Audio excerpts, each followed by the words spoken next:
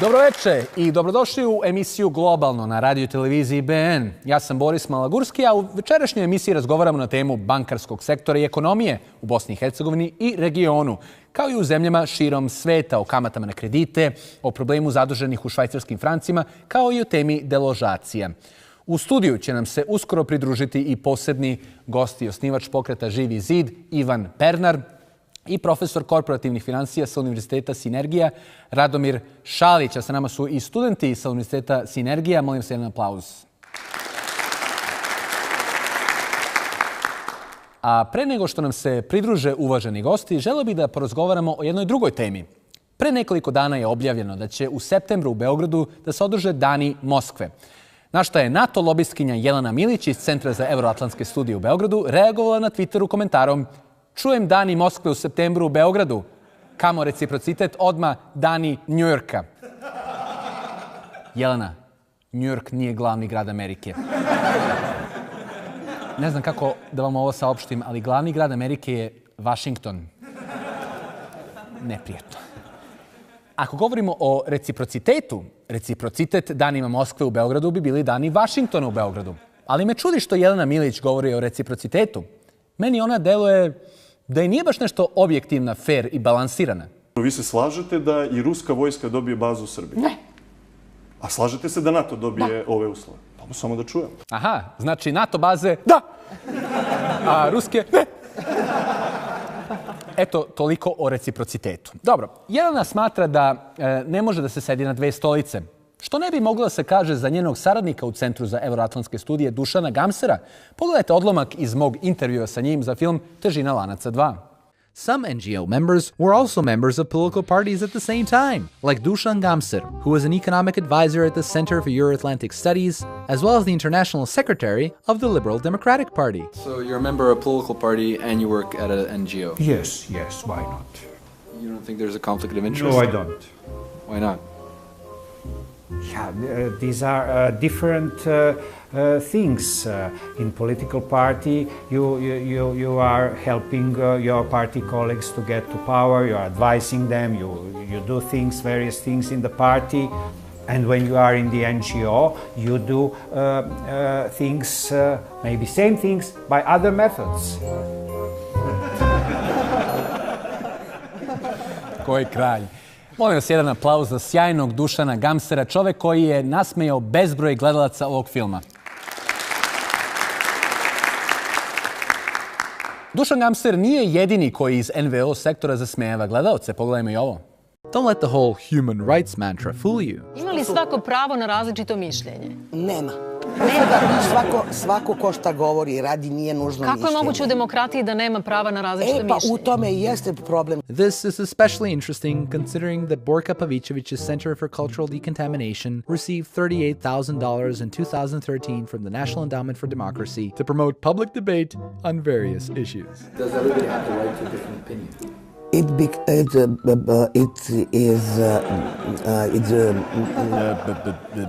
tako dalje, jel? Meni je fascinantno koliko organizacija čija je deklarisana svrha ta da budu tolerantni, ponašaju se svakako samo ne tolerantno. U fazonu imate pravo da kažete sve što mi mislimo. I situacija nije ovakva samo u Srbiji, slično je i u Bosni i Hercegovini. I ovdje ima ljudi koji, recimo, lobiraju za ulazak BiH u NATO. Znate da 99% zemalja koje su članice Evropske unije su i članice NATO i ja ne vjerujem da i jedna zemlja ovog konfliktnog regiona ima taj luksuz da preferira ulazak u Evropsku uniju, a da u potpunosti zanemaruje ulazak u NATO. Zanimljiv podatak, 99% članica Evropske unije su i članice NATO-a. Vrlo zanimljiv podatak. Ali, nažalost, predsjednika Saveta Atlantske inicijative Nerzuka Ćuraka, od 28 članica Evropske unije, čak 6 nisu članice NATO-a. Što znači da taj procenat nije 99, već 79%. Ali dobro, 20% nije ovamo ni onemo, jel? Toliko o preciznosti i jačini argumenta NATO lobista. A da bi gospodin Ćurak, čije prezime apsolutno obožavam, dobio pojačanja, i Jelena Milić s vremena na vreme svrati do Bosne i Hercegovine sa porukama za ovdašnje građane da im objasni zašto je NATO tako divna stvar. Moramo da malo bolje vidimo šta je NATO, kako žive zemlje članice NATO, kako žive njihovi građani, kako to da su to sistemi sa najboljim školskim sistemima, najstabilnim privredama, najdužim životnim periodima. Životni periodi, da. Svi mi imamo te životne periode koji budu dugački i nedefinisani i iznad svega se javljaju periodično. Ali zar nije NATO vojna organizacija? NATO ne krije da je vojna organizacija. Pa da, to sam i ja mislio, jer bi bilo malo teže da jedan vojni savez sakrije da je vojna organizacija. Nego kakve veze ima vojni savez sa školskim sistemom? Pa čekajte, jel NATO dolazi u Ministarstvo prosvete i kaže ljudi, dajte bre da napravimo super školski sistem? A što se tiče životnih perioda, nisam baš siguran koliko ti periodi života traju kad se pošalju vojnici u Afganistan. Dajte mi nekog malo kvalifikovanijeg od Jelene Milić. NATO je prije svega savez država koje dijele iste vrijednosti, to su vrijednosti demokracije, ljudskih prava, tržišnog gospodarstva. NATO je obrambena organizacija. Sa bivšim ministrom odbrane Hrvatske Davorom Božinovićem se već slažem. NATO jeste odbrambena organizacija, osim kad je napala Jugoslaviju, ali to se ne računa, jel? Odbrambena organizacija koja štiti tržišnu ekonomiju, tačnije neoliberalizam. Sistem koji ide u korist krupnom kapitalu, bankama i velikim korporacijama, a nikako svima nama. S tim što ta priča više ne prolazi kod birača. Prolazi priča o sigurnosti.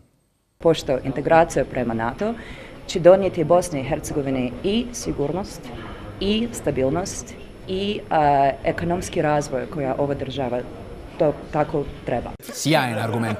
To tako treba. A sa nama se putem Skype-a uključuje profesor sa katedre za financije Ekonomskog fakulteta Univerziteta u Sarajevu, Muharem Karamujić. Profesore, dobroveče i dobrodošli u emisiju Globalno. Sa moje prvo pitanje ima veze sa odnosom građana Bosne i Hercegovine, pa i drugih država u svetu, prema bankarskom sektoru. Da li postoji poverenje u banke i da li bi trebalo da postoji poverenje u banke da jednostavno one rade u interesu građana? Pa povjerenje definitivno treba da postoji, jer banke vrše nekoliko značajnih funkcija.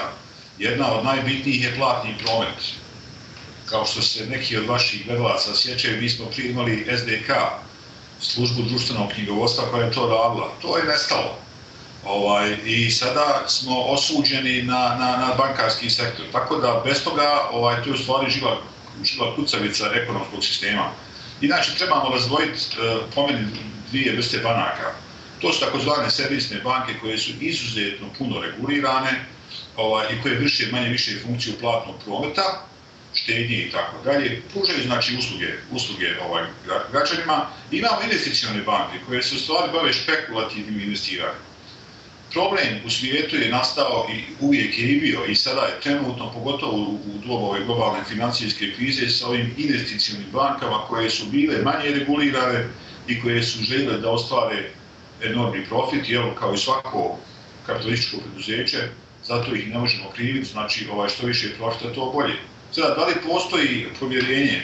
Ukratko, pretpostavljam nemamo puno vremena, što se tiče Bosne i Hercegovine, pa mislim da povjerenje postoji, da je naš sektor relativno dobro reguliran, a pokazatelj tog povjerenja je da trenutno imamo negdje oko 16,5 milijardi konvertibilnih maraka štednje.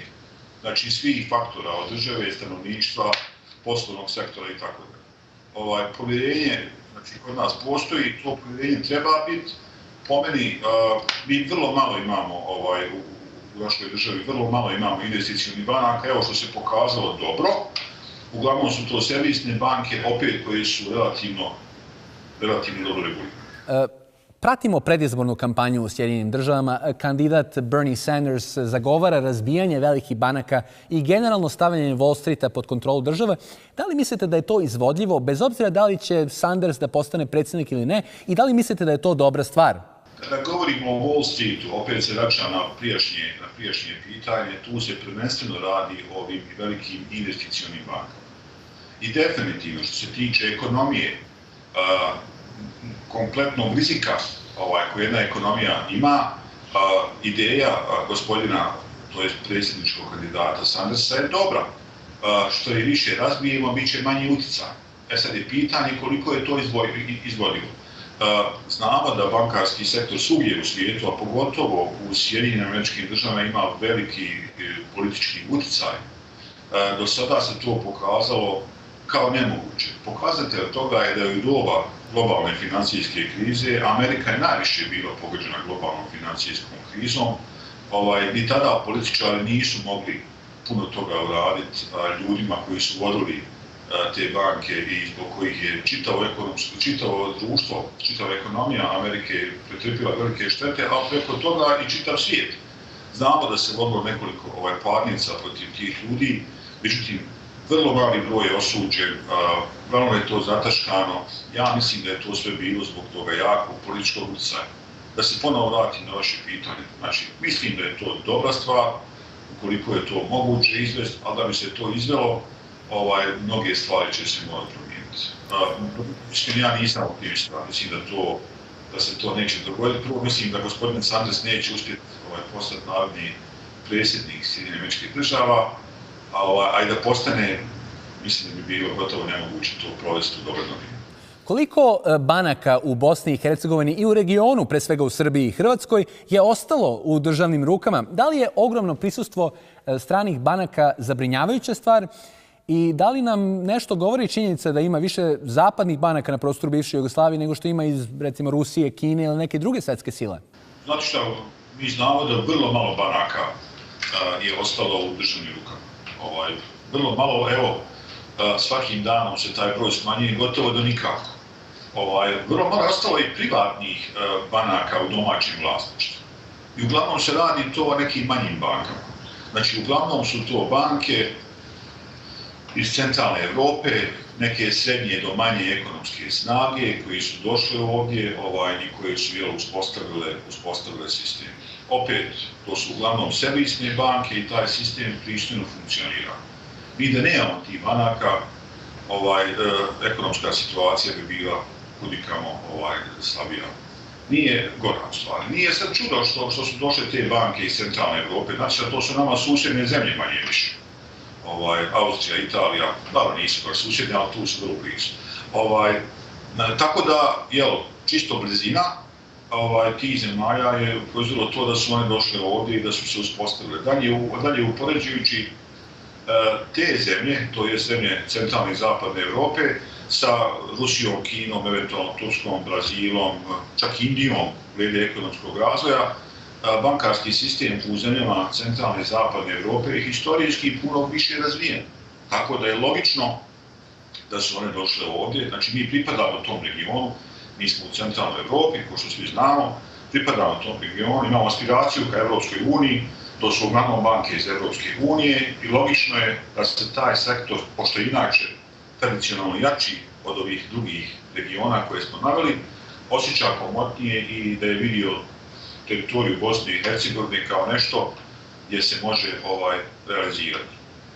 Ja mislim da je dobro imati što više banaka, što veću konkurenciju. Vidimo da tu i neke pomake, tako, prije par godina imamo Sberbanku koja je kupila Volksbanku, odnedavno također, prvo u Bosni i Hercegovini, ne tako odnedavno, imamo i Turkish Ziraat banku u regionu, ona svakim danom sve jačala.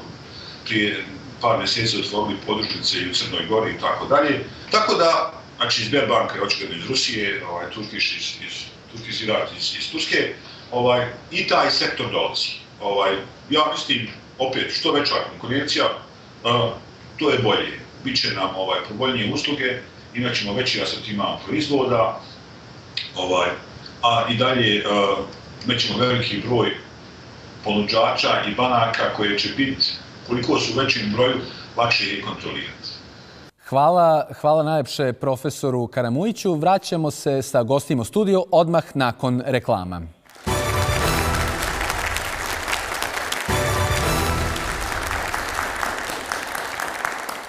Dobro večer, evo nas nazad u emisiji Globalno. S nama večeras osnivač pokreta Živi zid, Ivan Pernar. Dobro večer. Poštovanje. I profesor bankarstva i korporativnih finansija sa Univerziteta Sinergija, Radomir Šalić. Dobro večer. Dobro večer. Gospodine Pernar, ja sam pozvao bezbroj gostiju iz bankarskog sektora. Ljudi su bili zainteresovani da razgovaraju o ovim temama, ali kada su čuli da vi gostujete, odjednom su morali negdje da putuju, imali su neke obaveze. Evo, profesor Šalić, profesor bankarstva i korporativnih financija, odazvao se našem pozivu. Da li ima razloga da se brine? Ja mislim da nema. Nema razloga da se brine. Profesore Šaliću, večeras razgovaramo o bankarskom sektoru u regionu, kod nas u regionu i u svetu. Mene je oduvek zanimalo kako su zapravo nastale banke. Pa, različite su teorije oko toga. Međutim, postoje tragovi neki da su prvi oblici bankarstva krenuli još oko 2000 godina prije nove ere. 2000 godina pre nove ere? Pre nove ere. Prvi neki tragovi. I kako su izgledali te banke? Prvi bankari su bili sveštenici. Sveštenici? Da, sveštena lica kod kojih su ljudi donosili svoje vrijedne stvari i tako dalje. Jer su njih imali poverenje, ali tako? Da, imali su poverenje. Međutim, prvi bankari su sveštenici, oni su jednostavno radili sa tim njihovim predmetom, odnosno i to doba su krenuli neki prvi plasmani i tako dalje. Od novije istorije, znači 15. i 16. vijek Francuska i Engleska, zatim zemlje Evrope i u 19. vijeku možemo da kažemo da je definitivno bankarstvo koje liči na današnje bankarstvo definitivno stasalo. Dakle, uvijek su postojali s jedne strane ljudi koji su štedili novac, a s druge strane su postojali ljudi koji su plasirali taj novac. Gospodine Pernar, vi ste napisali knjigu Kako je nastao novac, pa se tu bavite i temom banaka. Sad, to jeste zanimljivo pitanje kako je nastao novac. Učili smo u osnovnoj školi neke priče o tome kako je nastao novac, ali da li je to što smo učili u skladu s onim što je realnost? Kako je zapravo nastao novac i banke? Zanimljiva je misao mog sugovornika koji kaže da s jedne strane postoje ljudi koji štede novac, a s druge strane ljudi koji posuđuju taj novac. I tom mišlju se implicira da krediti nastaju od štednje. Međutim, nažalost, trenutni financijski sustav je takav da se može reći da s jedne strane postoje oni koji posuđuju novac, a s druge strane oni koji na neki način dolaze do tog posuđenog novca i onda ga štede. Što znači da danas banke ne posreduju između štediša i dužnika, već između zapravo dužnika i štediša. To znači da je proces stvaranja novca obrnut onim pretpostavkama u mislima goleme većine ljudi. A kako je zapravo nastao novac? Kako su nastale banke? Pa ovo što je profesor Šalić rekao je to tačno sve. Trampa je komplicirana. Recimo, ja imam višak jabuka, vi imate višak krušaka, ja hoću vaše kruške, ali vama ne trebaju moje jabuke. Jasno. Mi se ne možemo dogovoriti i onda je došlo do pojave nužnosti za neku, ajmo ju nazvati, univerzalnu vrijednost koju će svi prihvatiti kao vrijednost i onda je taj medij za razmjenu bio olakšao trgovinu. Međutim, danas je primarna uloga novca stvaranje duga. Znači, proces stvaranja novca je nerazdvojan od stvaranja duga. Da li možete to da nam pojasnite? Pa, kako to funkcioniše? Kako bi to rekao? Znači, ljudi misle da je osnovna uloga novca razmjena dobara. Znači, tako je nastalo kao ideja.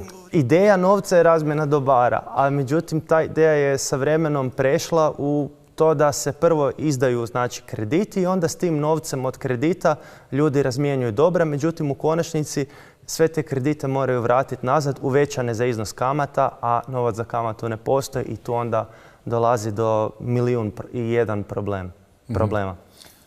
Profesore Šaliću, šta vi mislite o ovome što... Pa dobro, ovo je malo, rekao bih, na drugačiji način formirana teorija. Zapravo... Da li je istina? Pa ne bih se u potpunosti složio sa kolegom. U kojim aspektima? Vjerujem da nastaju dužnici i tako dalje, ali definitivno financijske institucije su posrednici. Dakle, sav taj bankarski sektor, to su sve posrednici. I nisu oni posrednici zbog toga što su jedini pametni da se bave tim poslom, nego što im je zakon omogućio. Recimo, zakon o bankama svugdje u svakoj državi glasi i kaže da se poslom prikupljanja depozita i plasmana tih depozita mogu baviti isključivo banke i niko više. Tako da to nije situacija od juče, to znači Vjekovima je već takva situacija i banke su kroz vjekove propadale, ponovo nove se rađale i tako dalje. Uvijek, znate, ja kada dođem na prvi čas bankarstva, prva moja rečenica je banka je kockarska institucija, znate. Zato što banka, danas nijedna banka nikome ništa više ne garantuje. Vi ako odaberete pogrešnu banku za štednju i tako dalje, ako ta banka propadne, propali ste i vi sa njom i tako dalje, pogotovo ako imate nivo sredstava iznad nivoa osiguranih depozita i tako dalje. Gospodine Pernar, se slažete ili... Pa u suštini je bankarstvo danas kockanje, zato jer se radi o na neki način imaginarnim vrijednostima, jer golema većina novca kojeg banke navodno imaju, odnosno depozita, nije pokrivena stvarnim novcem, što znači da ti novčani iznosi postoje samo na zaslonima kompjutera. I ako bi, recimo, većina štediša krenula danas u bilo koju banku da podigne svoje depozite u gotovini, banka im ne bi imala od kuda isplatiti tu gotovinu i postala bi nesolventna, znači propala bi. I tako da u jednu ruku je to istina. Prosto ovo nije tačno. Jednostavno, znate, ako bi to tako bilo, znači da bi te banke bile nesolventne, odnosno insolventne. Danas postoje propisi koji tačno regulišu kako jedna banka treba da funkcioniše i tako dalje. Zapravo,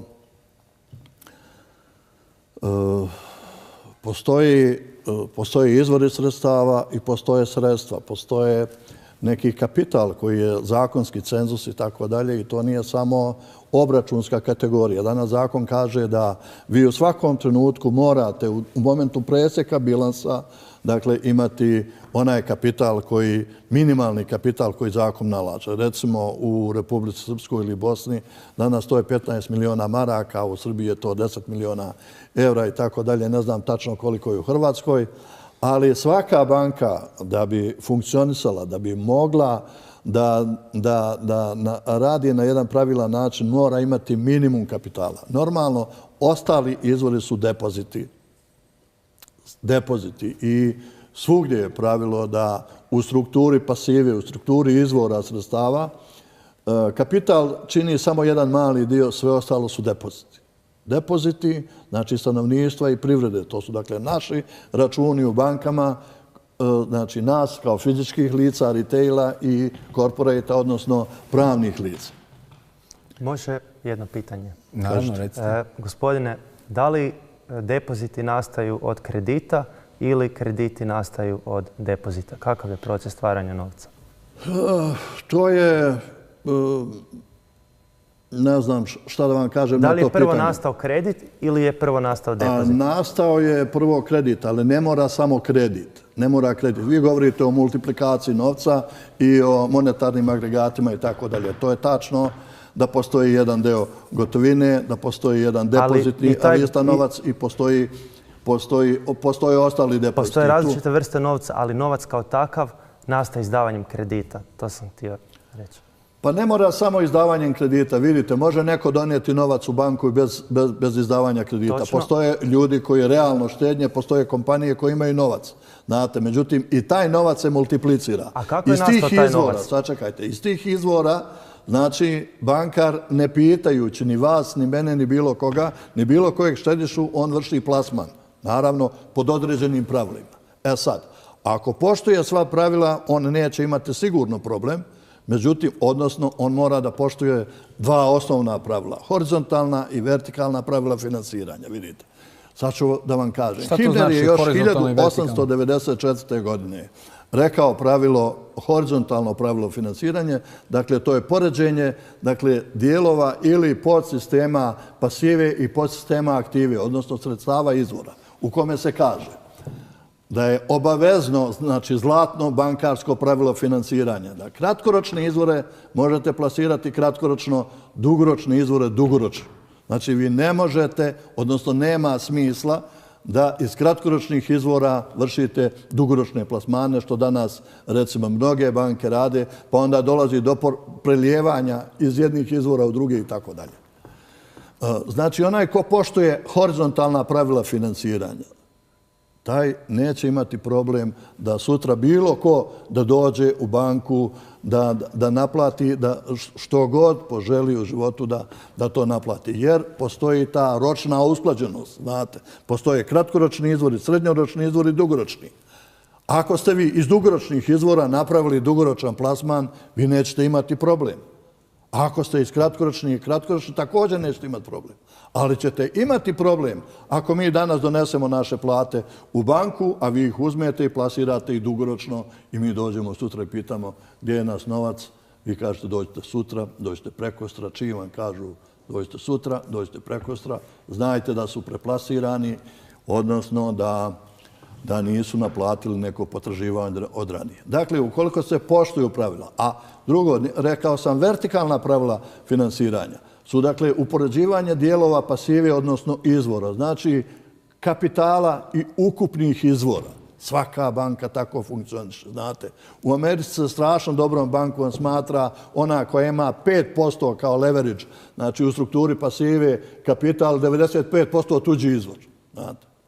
Posebna je priča stopa adekvatnosti kapitala. Ali da bi jedna banka funkcionisala mora, znači, poštovati odnos, dakle, kapitala i ukupne strukture pasive, odnosno izvora svojih. Evo, gospodin Pernar ima jedno pitanje. Imam jednostavno pitanje. Da li je Centralna banka Bosne i Hercegovine banka u punom smislu te riječi, odnosno da li ona posuđuje novac poslovnim bankama?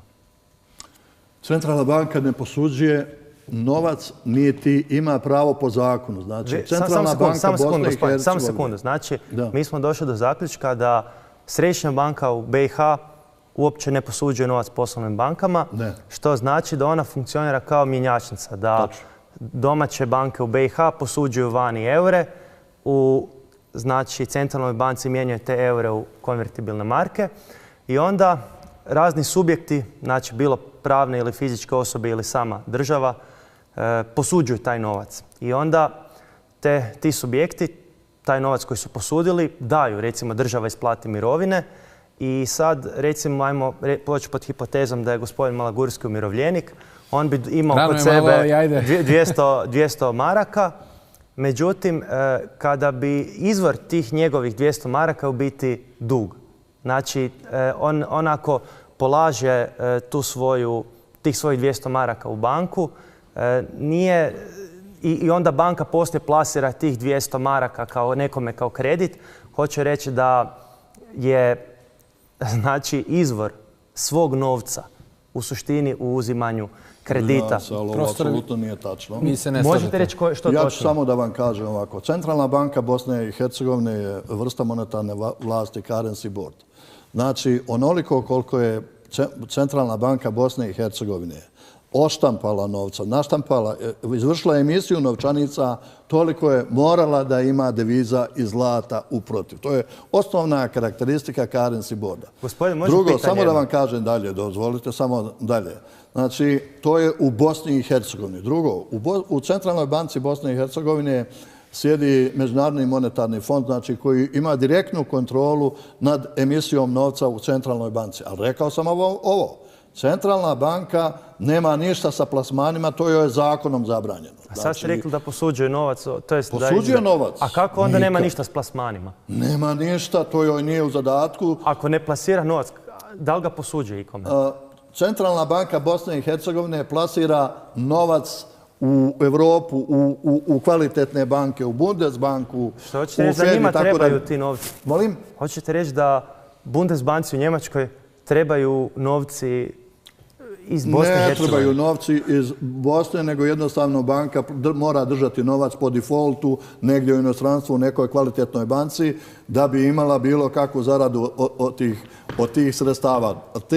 Ti novci koje drži Centralna banka Bosne i Hercegovine nisu novci za plasman na domaćem tržištu. Ja sam mislio da o tome govorite. Ali da bi bilo šta zaradila, ona taj novac plasira negdje u inostranstvu ili kupuje kvalitetne hartije od vrijednosti na financijskom tržištu. Gospodine, meni je recimo nelogično da banka, znači BiH, centralna, oročava svoj novac negdje na štednju uz 0,1 ili 0,05% kamata, a da istodobno država Bosna i Hercegovina... Nije to slučaj samo sa Centralnom bankom Bosne i Hercegovine. Ali ja sad navodim konkretan njen primjer. Ovoga svijeta drže u nekim kvalitetnim hartijama od vrijednosti ili u nekim velikim kvalitetnim poslovnim bankama svoj novac. Ali gospodine, htio sam samo reći da je nelogično da se država zadužuje Bosna za recimo 7% kamata ili 5% kamata, a njena vlastita centralna banka oročava novac negdje vani. Znači, to uopće nije centralna banka, to je u biti valutni odbor koji služi sam sebi. Pa slažem se ja s tim, znate. Njegovu ulogu Centralne banke Bosne i Hercegovine ili glavninu uloge preuzele su agencije za bankarstvo Republike Srpske, agencija za bankarstvo Federacije Bosne i Hercegovine, znate. Centralna banka Bosne i Hercegovine, ja sam često onako malo u šali htio da kažem, to je pjevačko društvo koje se bavi isključivo platnim prometom. Kupili su softver od slovenačkog Halkoma i tako dalje. Nisu jedini koji su to uradili, to sve kupile centralne banke i tako. To je jedini posao kojim se bave. Međutim, ne mogu se ni tim softverom pohvaliti jer do sada koliko god se puta pokušalo da se napravi recimo multilateralna kompenzacija danas u privredi. Znate, svako svakome duguje, svako potražuje, svako ima obvezu. To se nikada nije moglo, ali recimo ja sjećam vremena kada smo u bivšem SDK-u mogli da izvršimo multilateralnu kompenzaciju u jednom danu, u jednoj sekundi i tako dalje i da imamo salda samo na računima. Taj softver do sada je pokazao da nije ništa uradio. Pazite, to je organizacija bankarskog sistema Bosne i Hercegovine koji je neko predložio te 1997. godine. Rekli su to je centralna banka. To je u stvari banka koja praktično nema kontrolu nad svojim radom, praktično sama sobom rukovodi, niti bilo kome odgovara predsjedništvu Bosne i Hercegovine što je van pameti i imaju godišnje jedanput revizora koji kaže jeste, to je takvo stanje ili nije stanje.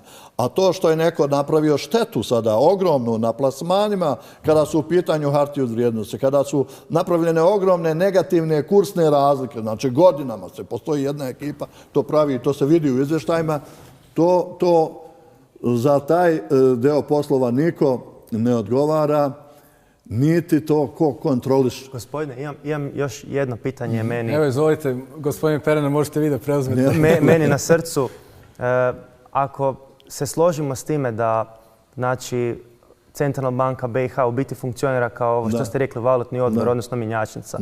To znači da zapravo novac, taj vanjski dug se preljeva u unutarnji. I međutim, problem se meni čini da kada se taj vanjski dug prelije unutarnji, do ljudi, poduzeća i države dolaze glavnice kredita. Znači, recimo, domaće banke su posudile vani milijardu eura, plasirale su, recimo, te eure pretvorene u konvertibilne marke svim tim ljudima, ali banka traži od svih tih ljudi da vrate tu glavnicu koju su posudili plus kamate. A novac za otplatu kamate nije stvoren prilikom izdavanja kredita. Znači, banka je samo posudila recimo milijardu, recimo maraka, a treba vratiti 1,5 milijardu. Otkuda taj novac za kamatu u biti vratiti u ovom sustavu ako on nikad nije stvoren? Pa da vam kažem... Ja ovako pitanje nikad ne bi znao da postavim. Slušajte, banke funkcionišu na takav način. Nije to slučaj samo kod nas. Svugdje je to tako. Da li je to opravdanje da je suda tako? Ali sačekajte, vi očigledno niste gledali recimo bilanse naših banaka, strukturu njihove pasive i tako dalje. Nema tih banaka koje baš imaju zaduženja po osnovu kredita i tako. Poslovni banaka, ako pričate o poslovnim bankama, ja ne znam te banke koje su značajne neke iznose, uglavnom su to depoziti. Znate, oni nemaju potrebe da povlače izvore iz kredita. Poslovnim bankama govorim, ne govorim o državi i državnim institucijama. Banke nemaju potrebe da povlače izvore iz kredita jer imaju dovoljno depozita jer i njih nisu plasirali. Ali gospodine, mislim da ste pogriješili, mislim niste mi odgovorili na pitanje. Znači, kako vratiti više novca nego je posuđeno? Kako vratiti glavnicu plus kamatu ako postoji samo glavnica? A to mi nije jasno. A to banke očekuju od države. Znači, država BiH posudi recimo 1 milijardu, ajmo reći 1 marku, a treba vratiti još pola marke koja ne postoji. I tako i ljudi i firme. I mislim da taj problem, te ajmo je nazvati teoretske otplativosti duga, je danas stravičan problem jer vidimo da država Bosna i Hercegovina u suštini nema od kuda vratiti sve te dugove i zato stalno povećava poreze i privatizacija. Odlično pitanje ste postavili. Jel mislite da ima odakle Slovenija da vrati? Nema, nažalost. Da li iko ima odakle da vrati svoje dugove? Vidite, ovo je suštinska stvar. Znači, čovjek je sad objasnio bit, ajmo je nazvat zavjere. Sve te države ne mogu vratiti kredite. Ne zato jer su one same krive, nego zato jer je sustav postavljen tako da se krediti ne mogu vratiti, da mogu samo rasti. I mi to u praksi vidimo. Što znači da je nužna, ajmo je nazvat, reforma monetarnog sustava, jer u suprotnom će rast opterećenje dugom naših društava i jednostavno će ljudi i države s vremenom biti razvlašteni od imovine i kapital će se po onoj piramidalnoj šemi usmjeravati prema gore, a problemi će ići prema dolje. Ja mislim da se gospodin sa mnom slaže. Pa opet kažem djelimično. Znate šta znači reformisati monetarni sistem i tako dalje. Točno. Da vam nešto kažem. Svim državama bivše Jugoslavije su mnogi dugovi oprošteni. Ja sam bio recimo jedan od autora Londonskog kluba, sporazuma sa Londonskih kluba, član tehničkog tima i potpisnik sporazuma sa Londonskim klubom i bio sam vođa recimo lider ino dugova i tako dalje.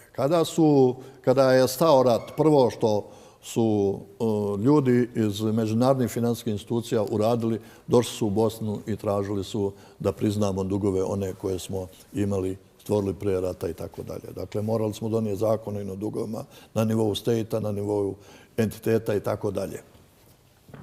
I naravno mi smo izašli iz rata, u takvoj smo situaciji kakvoj smo bili, morali smo to da donesemo i tako dalje. I Međunarodni monetarni fond je napravio kriterijume kako je kojoj republici podijelio i to je ista špranca, to se vidjelo od Slovenije dole do Makedonije i tako dalje. Taj posao je koštao recimo Bosnu $1.000.000. Ja kad sam ih pitao kako ste smislili $1.000.000, nisu umjeli da mi objasni i tako dalje. Ali hoću ovo da vam kažem. Londonski klub koji je 330 najvećih privatnih banaka svijeta, nama Bosni koja je najviše stradala u ovim proteklim vremenima, otpisao je u prvi mah bio 87,5% dugova, znači negdje od milijarde maraka ili dolara, ne mogu se sad sjetiti, bilo je davno, mi smo trebali da vratimo 135 i tako dalje, ako ne ispunimo u prvih recimo 5 godina određeni nivo ili visinu GDP per capita. I čini mi se da smo mi to izdvojili pa smo ostvarili taj GDP, onoliki koliki je bio potreban, pa su nam onda povećali i vraćali smo od tih milijarde 400 miliona i danas se taj dug vraća. Sličan slučaj je sa Pariškim klubom i tako dalje. Međutim, postoje drugi konvertibilni kreditori koji nikada nisu u istoriji svog poslovanja nikome ništa oprostili. Recimo, to je Svjetska banka. I ovo o čemu vi govorite. Mi danas znači, Svjetska banka ne oprašta. Molim? Svjetska banka ne oprašta. Da, IBRD, dakle, to je banka koja nikada u istoriji nikome nije oprostila i najveći je problem to što ta Svjetska banka daje fantastične kredite sa fantastičnim uslovima, recimo po AIDA u uslovima gdje se ne plaća ni kamata, nego samo trošak kredita 0,75 i gdje se daje kredit na 40 godina i gdje je recimo 10 godina grace period. I sad ovo što kolega priča, znate. Mi uzmemo taj kredit i mi ga potrošimo. Znači, damo ga u potrošnju. To su dugoročni krediti. Znači, to je već narušavanje pravila finansiranja. Vi kada povučete u teoriji dugoročni kredit se smatra kao da imate kapital. Vi biste onda trebalo da uložite u neke dugoročne plasmane, u neku fiksnu aktivu i tako dalje, u neku opremu, u neku proizvodnju koja će da donese, dakle, da stvori novostvorenu vrijednost, da ima odakle, da vraća taj kredit. Drugi problem je to što smo mi uništili svu našu proizvodnju, odnosno svu našu privredu, mi više ništa nemamo i sada mi se samo zadužujemo bez ikakve mjere u potrošnju. Mi jednostavno povučemo kredit da bismo isplatili penziju, da bismo isplatili neki društveni sektor, što je van pameti. Ali gospodine, vidite, vi stalno tu krivite državu, ljude i tako dalje. Međutim, ja mislim da upravo taj monetarni model u kojem je znači središnja banka mjenjačnica je rezultirao jednim nerealnim tečajem. Znači, konvertibilna marka je prejaka. Evo, u Hrvatskoj nije slučaj. U Hrvatskoj je klasični tip centralne banke, u Srbiji je klasični tip centralne banke. Isto imamo centralnu banku kao mjenjačnicu, samo što mi imamo kvazi fiksan tečaj, a Bosna i Hercegovina ima fiksan. To je 0,511 konvertibilnih maraka, to jest jedna marka je 0,511 eura. Ali ono što bih htio naglasiti je da mi živimo... To je zakonom doneseno, usvojeno. Ali zakon bi trebalo po meni promijeniti, trebalo bi dozvoliti... Kako bi trebalo? Pričali smo o reformi finansijskog... Odlično pitanje. Znači, trebalo bi dozvoliti centralnim bankama da posuđuju novac i to da, znači, onim, kako bi rekao, privredi, odnosno poslovnim bankama, što u BiH trenutno znači zakonom zabranjeno, što je paradoks. Znači, ovo ne samo da je vlada upravljana izvana u smislu visokog predstavnika, nego mi imamo i potpuni gubitak i odsustvo monetarnog suvereniteta vlasti nad novcem. I bez povratka vlasti nad novcem vi nemate u biti suverenu državu.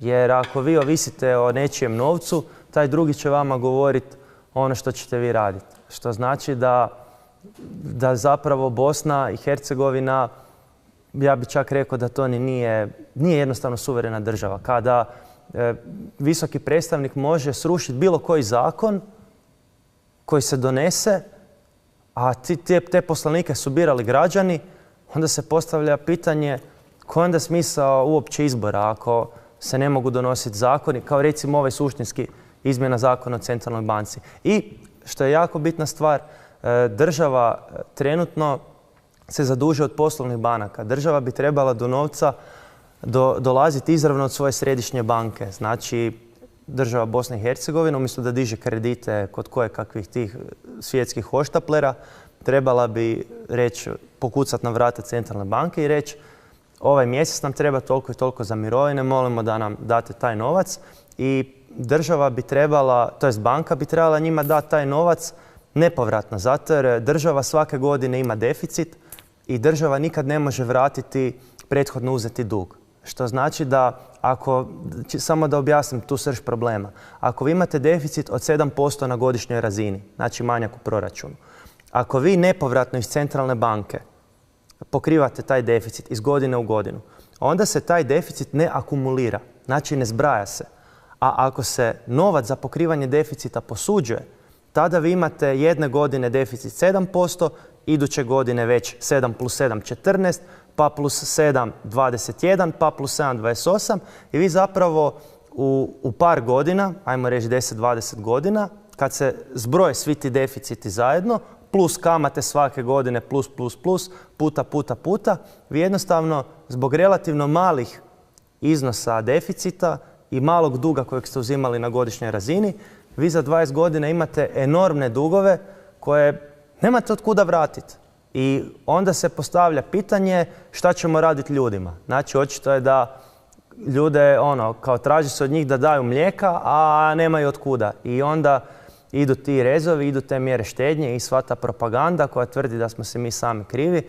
Međutim, po meni je najveći uzrok tih golemih dugova pogrešan monetarni sustav. Jer vi u doba socijalizma u Jugoslaviji, tad se govori da se živjelo na kredit. Ja ne znam, to vjerojatno i vi znate, nas su stalno filali propagandom. U Jugoslaviji se živjelo na kredit. Se pomeni Jugoslavije, kaže, živjelo se na kredit. Kao bilo je dobro jer se živjelo na kredit. A sada se živi na kredit u puno ekstremnijem obliku, a ljudi žive puno gore. Što znači da je problem u biti u toj ulozi centralne banke. Isto znači da se u Jugoslaviji nije živjelo dobro zbog kredita nego zbog nečeg drugog.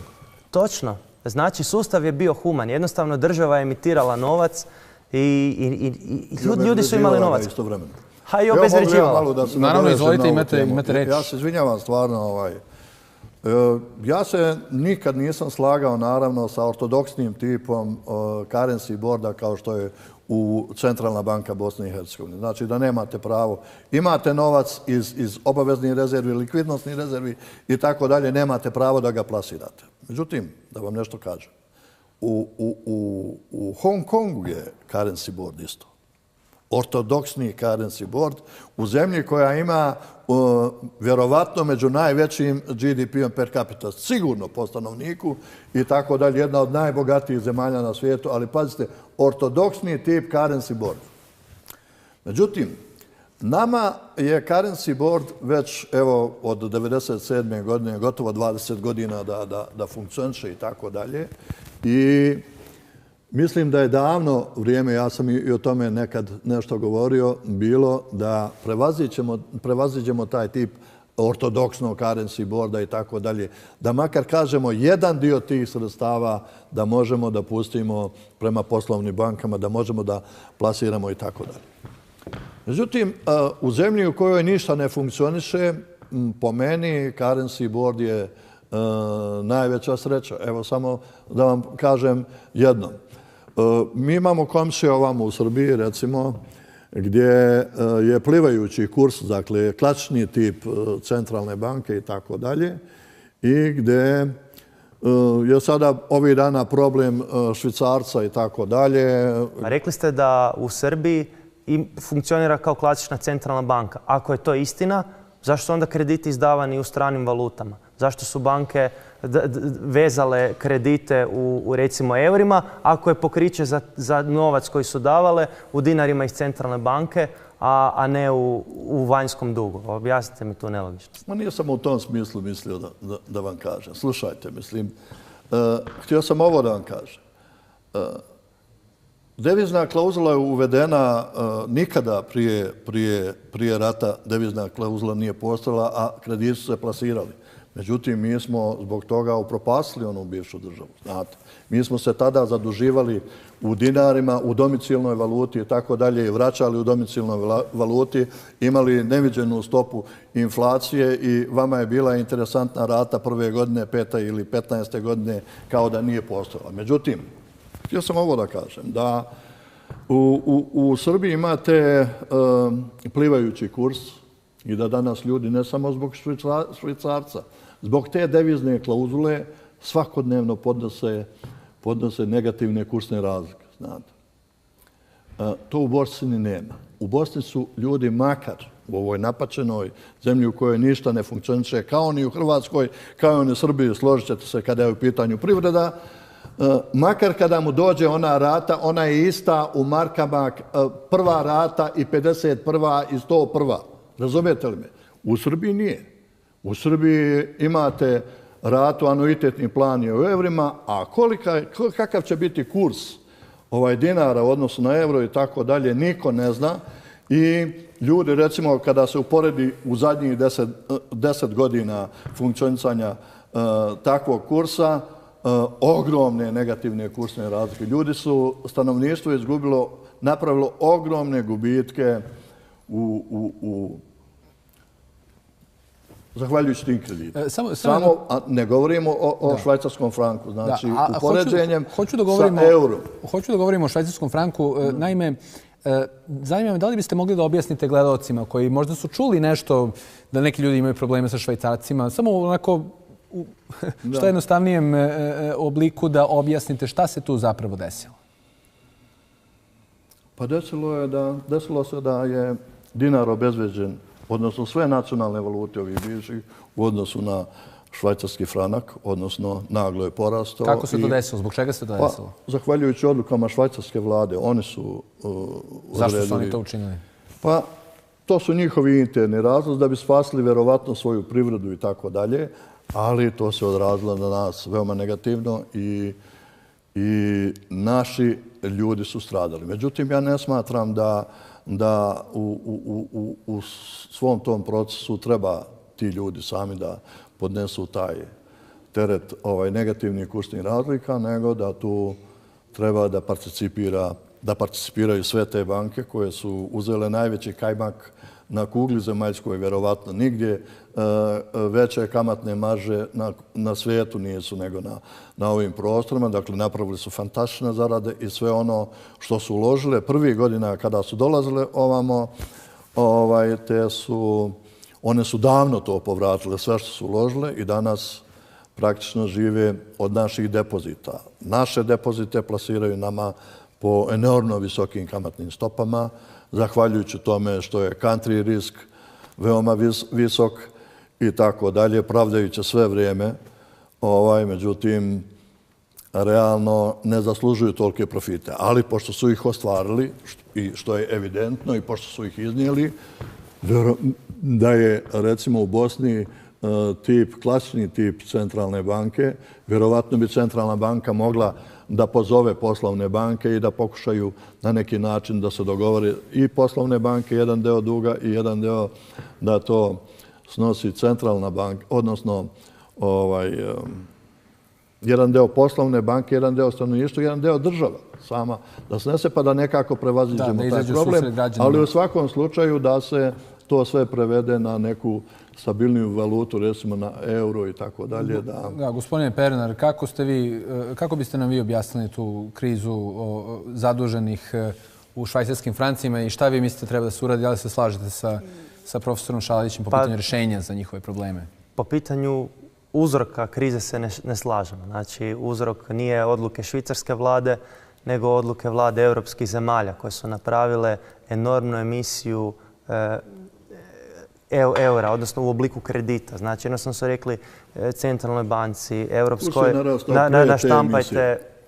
naštampajte enormne količine novca i jednostavno je došlo do nesrazmjernog povećanja količine eura u odnosu na švicarske franke i naravno da je euro oslabio. Švicarska banka, to je švicarska država, je činila sve da izbjegne rast franka jer jak franak ne odgovara švicarskoj ekonomiji i onda je čak i ukinula i kamate na kredite centralne banke, znači daje švicarske franke uz 0% kamate samo kako bi srušila i usprkos toj mjeri što daje za 0% i dalje je franak jači nego bi trebao biti. Znači, ne znam što bi morala ta švicarska banka napraviti da, ne znam, smanji jačinu franka, odnosno jasno je da je euro po svojoj prirodi nestabilna valuta koja je stalno na pleše po rubu. To smo vidjeli nedavno u Grčkoj što se dogodilo sa onim Ciprasom i tom dužničkom krizom. Međutim, razlog zašto smo mi u Hrvatskoj pokrenuli otpor bankama kroz sprječavanje deložacija... Samo malo, šta to znači otpor bankama? To tako zvuči kao...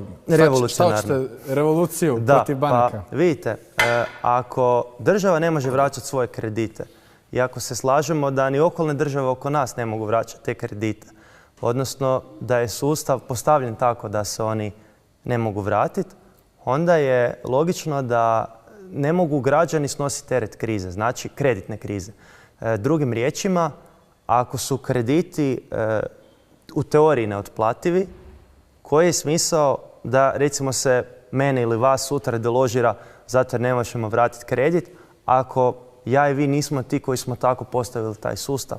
Što znači da mi želimo da teret krize snose oni koji su krizu izazvali, a to su znači oni koji su postavili zakone, znači zakonodavci u sprezi sa bankarima koji su u biti i Hrvatsku i Srbiju i Bosnu riješili te monetarne vlasti, razvlastili nas, učinili nas ovisnima o vanjskom zaduživanju i pretvorili u dužničko roblje. I sad ja ću tu tvrditi, to je ozbiljan problem. Ali da li se ta sad revolucija protiv banaka svodi na borbu protiv deložacije ili nešto konkretno protiv samih banaka? Kada vi kažete čovjeku, čuj mladiću, ne znam, Jovice, Ivane ili što god već, i ako mu kažete, znate, krediti se ne mogu vratiti, on će vas pitati, a što to ima veze sa mnom?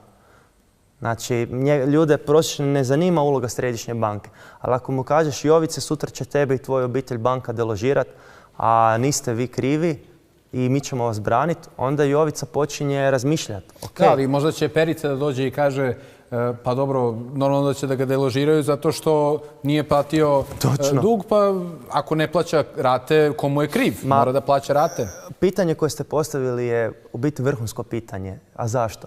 Zato jer država koja deložira tog jadnika, ona je dužna koliko puta više nego taj jadnik, a opet te političare koji su dizali te kredite i ljude u Ministarstvu financija, njih niko neće deložirati. Znači oni žive dobro, oni imaju dobre plaće, a sirotinju se progoni. Što znači da je nelogično da se velikog dužnika ne dira, a da se maloga kolje. A mi danas imamo financijski sustav koji kolje isključivo male ljude i to zamislite koje je to licemjerje. Zamislite, ja sam država i ja kao država sam dužan milijarde koje nemam od kud vratiti, a deložiram nekoga zbog tipa 10.000 maraka ili eura kredita. Znači, radi se o teškom licemjerju. Ovo što smo čuli, mislim da je suština... Ovo ne deložira njih država. Šta kažete? Država provodi deložaciju, znači pravosudna policija. Oni su dužni poslovnim bankama, poslovne banke su privatne banke, ko zna odakle i tako dalje. To je njihov kapital, one su ga plasirale i one hoće da ga povrate. Vas niko nije terao kada ste povlačili ugovor, povlačili sredstva kada ste potpisivali ugovor da to učinite, vi ste to, niko vas nije prisilio, vi ste to svojevoljno učinili. Međutim, kad ste zapali u krizu, niste u situaciji da možete da vraćate, onda sad treba neko drugi da vrati. Ne slažem se, apsolutno. I to o čemu vi pričate, to je čista utopija, to se nikada desiti neće. A vi sad tvrdite da su ljudi sami krivi jer su potpisivali kredite. A ulazili su u kredite jer je kredit jedini način na koji se novac stvara, odnosno na koji se do novca može... Sada, vi sad opet u teoriju. Dajte, svetite se na pojedinca koji povlači kredit. A evo pojedinca. Država Bosna i Hercegovina diže kredite jer... Ma koja država Bosna i Hercegovina diže kredite? A država Bosna i Hercegovina diže kredite. Ma ne diže kredite. Vi tvrdite znači da se država BiH ne zaduže. Jel to tvrdite sad u emisiji? Da ili ne? Ne tvrdim da se ne zaduže, ali zašto sada... A sekundu, gospodine, znači prvo ste... Zašto vežete za to Gospodine, proturječite sami sebi. Znači, država BiH ne diže kredite zato jer želi dizati kredite, nego jednostavno nema drugog načina da dođe do novca koji treba. Znači, kredit je Maastrichtskim ugovorom, znači kojeg je Europska unija napravila 1992. definiran kao isključivi način, i to kredit kod poslovnih banaka, na koji države članice mogu pokrivati svoje deficite. Znači, 1997. kad je došao Peter Nicol, Novozelanđanin za guvernera centralne banke, on je nametnuo državi BiH taj model i zato, i sad ćete vi reći, koji ih je tjerao da dižu kredite? Pa tjerao ih je taj sustav koji im nije dao da na drugi način dođu do novca. I još druga stvar, još sekundu samo. Je li Amerika zadužena? Je. Najzaduženija država na svijetu s najvećim proračunskim deficitom. A je, ali gospodine... Čemu pričate? Pa pričamo o tome što Amerika ne može vratiti kredite, enormne kredite, najzaduženija zemlja na svijetu, a američka policija deložira 6 milijuna američkih obitelji u zadnjih 6 godina, a nalaze se ti ljudi u istoj situaciji kao i sama država. Radi se o licemjerju globalnih razmjera u kojem se žrtvuje male ljude na oltar velikim bankama i zapravo je cijeli sustav nakaradan. I ljudi često kažu, a zašto si dizao kredit? To je kao da sutra recimo kada budu dijelili otkaze u elektroprivredi BiH ili Republike Srpske i onda ljudi kažu, ne znam, ko vam je kriv što je država dizala kredite pa sad mora prodati elektroprivredu. Morala jer nije imala drugog izbora. Države su ucijenjene, vladama se znači ovdje na Balkanu upravlja izvana. Vi vidite da su u sluganskom odnosu prema ovoj zemlji koju je gospodin spomenuo Americi. Vi vidite kroz koje poniženje sama Srbija prolazi. Znači da malte ne zove, vabi NATO pakt isti koji je bombardirao tu zemlju da uspostavlja svoje baze u njoj. Znači radi se o okupaciji zemalja Bankala od strane, neko će reći da je to tendenciozno, ali u biti ovo imperijalizam Zapada. Ovo je politička priča, mene ovo ne interesuje, stvarno mislim.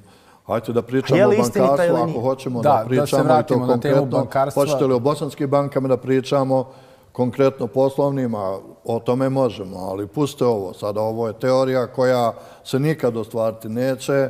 Drugo, mi smo toliko mali, minorni i beznačajni u tim relacijama da mi šta god činili, mi ne možemo ništa učiniti. Znate. Mi smo stradali, svugdje su se berzanski indeksi kad je propast nastupila u svijetu, vratili ponovo na one nivoje na kojima su bili, kod nas su pali 2007.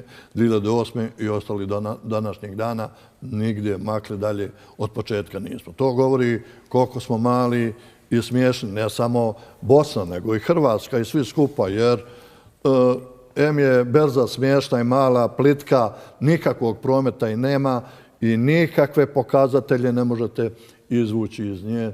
Tako da... Oprosti, imam samo jedno pitanje za gospodina. Došli smo do zaključka kroz ovu emisiju da zemlje ovih na Balkanu, znači, ali rekli ste vi globalno, ne mogu vratiti svoje kredite tim bankama.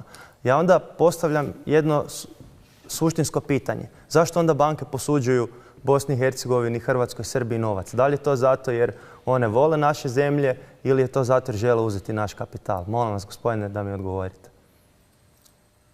Ako znaju da se ne mogu naplatiti, koji je onda cilj? Ako nije povrat kredita? Pa, da vam kažem nešto, one se naplate ipak na kraju. Pa naplate se, daju nam novi kredit za nove, naprave novu klasifikaciju bez ikakvih problema. Kada dospije rata MMF-a, panika je u budžetima, u svakoj ovoj državi. Međutim, nemate para, normalno dođe novi kredit, ako je rata, ne znam, 500.000 evra, daju vam 501.000 da imate 1.000 za kafe, a 500 da zanovite kredit. Znači, mi smo non stop u jednom vrtežu. Znači, stalno se zadužujemo da smo krediti se plaćivali stare. uzimaju novih kredita. I tako u beskonačnost. Da li vi mislite, gospodine, da je takav sustav dugoročno održiv?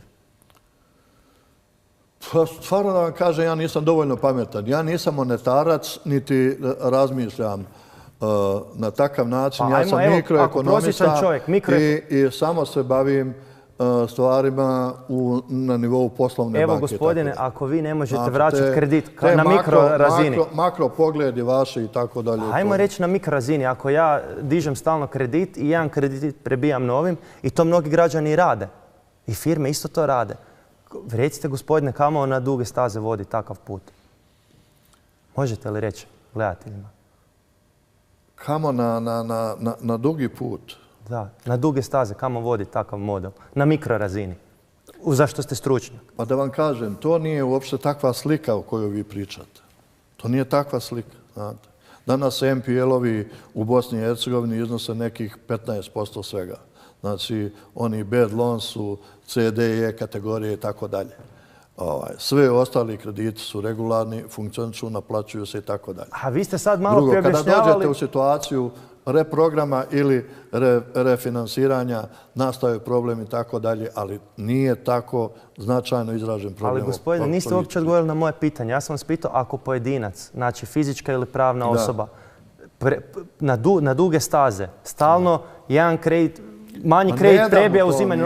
Ne može dobiti to u poslovnom. A zašto onda država to može, a mala osoba ne može? Država je država, znate, donosi propise, država je vlast, pojedinac ne može nikad doći u takvu situaciju. Znači država se može u beskonačnost zaduživati bez problema? Država može. Pa zašto se onda privatizira državna imovina?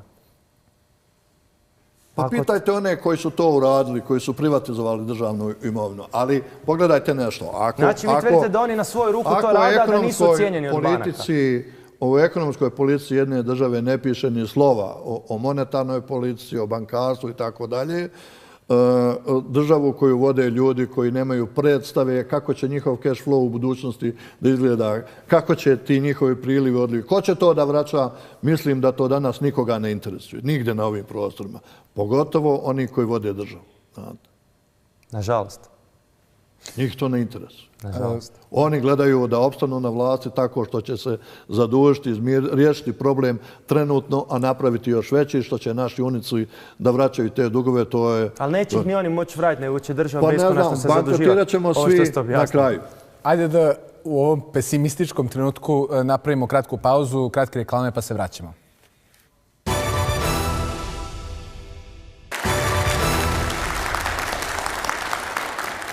Dobro večer, evo nas nazad u emisiji Globalno. Profesore Šaliću, recite nam, ako gledamo bankarski sektor u Bosni i Hercegovini, pa i u Srbiji, i u Hrvatskoj i drugim državama u regionu, šta biste vi rekli da je najveći problem u bankarstvu i kako bi on mogao da se reši? Pa evo, ovako da kažemo da je bankarski sektor Bosne i Hercegovine sektor koji je nastao na podlozi, znači, Bazelskog sporazuma 1, Bazelskog sporazuma 2, zapravo na direktivama Evropske unije i tako dalje, koje smo ugradili naše propise, pre svega u zakon o bankama, a zatim u niz odluka. Dakle, mi tim propisima, dakle, mi smo prihvatili, iako nismo članica Evropske unije, te međunarodne standarde iz bankarstva i međunarodne računovodstvene standarde i nastojimo da se ponašamo u skladu sa njima. Znate, tu su propisana razna ograničenja u pogledu kapitala, u pogledu koncentracije rizika plasmana i tako dalje i taj naš sektor se koliko može u datom trenutku i ponaša u skladu sa tim propisima. Međutim, šta je danas, recimo što ja vidim, problem u Bosni i Hercegovini, ne samo u Bosni i Hercegovini, nego svim ovim zemljama. Mi smo izgubili svoj finansijski sistem, znate. Mi jednostavno nemamo svojih banaka više. Recimo, ako vam kažem da je u Republici Srpskoj 50% su austrijske banke, da su u federaciji, ne znam, 67% i da su sve ino banke, ne znam, banka iz Slovenije, banka iz Hrvatske i tako dalje. Mi praktično nemamo svojih banaka i mi smo došli u situaciju da nam drugi zapravo kontrolišu naš finansijski sistem. A kako je došlo do toga? Zašto nema domaćih banaka? Evo upravo odluka države, državnih organa, ljudi koji nisu razmišljali unaprijed, ljudi koji nisu mislili na svoj finansijski sistem, jednostavno dozvolili su inobankama da uđu na naše prostore, a mi smo bili pogodno tle zato što smo tek izašli iz rata, bili smo željni svega, kredita i tako dalje. Međutim, mi smo već sada došli u situaciju da te banke žive od naših depozita. Zapravo naše rođene depozite, znači pravnih i fizičkih lica, plasiraju nama. Tu vrlo malo ima tuđih, odnosno ino izvora. Vrlo malo. Ja sam jutros gledao posljednji izveštaj sa 39. koji imaju u jednoj i drugoj agenciji za bankarstvo i vidi se da banke funkcionišu, ali to su banke sa vrlo malim kapitalom. Recimo, naročito Republika Srpska ima mali kapital i recimo jedna srednja banka u Srbiji, recimo AIK banka, ima veći kapital nego kapital svih banaka Republike Srpske. Iako ovdje imamo i Inteza banku i Unikredit banku i tako dalje, znači sve ino banke. Šta nam to govori? Znate, te banke su ušle sa vrlo malo kapitala, znači ušle su sa samo cenzusom i mi smo im prepustili sve. Prepustili smo im sve depozite, sve deponente i pošto su uzeli sve u svoje ruke, mogu da se ponašaju na način koji se ponašaju. Dakle, pošto privreda ne funkcioniše, ogromna je stopa nezaposlenosti. Mi smo zemlja koja je u recesiji, iz recesije nikada nije izlazila. I oni koji su zaposleni ostaju bez posla i svi koji su vukli kredite dolaze u sve težu i težu situaciju da ne mogu da ih vrate. A ima nešto što se zove klasifikacija aktive, znači koja je neminovna. Svaki bankar mora da vrši klasifikaciju aktive od kategorije A do kategorije E i u zavisnosti u kojoj kategoriji, znači vrše se rezervisanja za potencijalne kreditne gubitke. Međutim, i tu je razlika recimo između Srbije, Hrvatske i Bosne i Hercegovine i tako dalje. Recimo Bosna rezervisanja vrši 2% na kategoriju A, u Srbiji se uopšte ne vrši i tako dalje. A ta rezervisanja zapravo govore koliko vi morate da opteretite svoj financijski rezultat, odnosno prihod, znači da knjižite na trošak i praktično ispada da svaki bankar za svaku svoju pogrešnu odluku mora sam sebe da kazni. Znači, svaki plasman koji napravi, ne naplati ga na vrijeme, postoje neki subjektivni i objektivni kriterijumi po kojima se to mjeri, kažnjava sam sebe tako što će jedan alikvotni dio da knjiži sebi na trošak.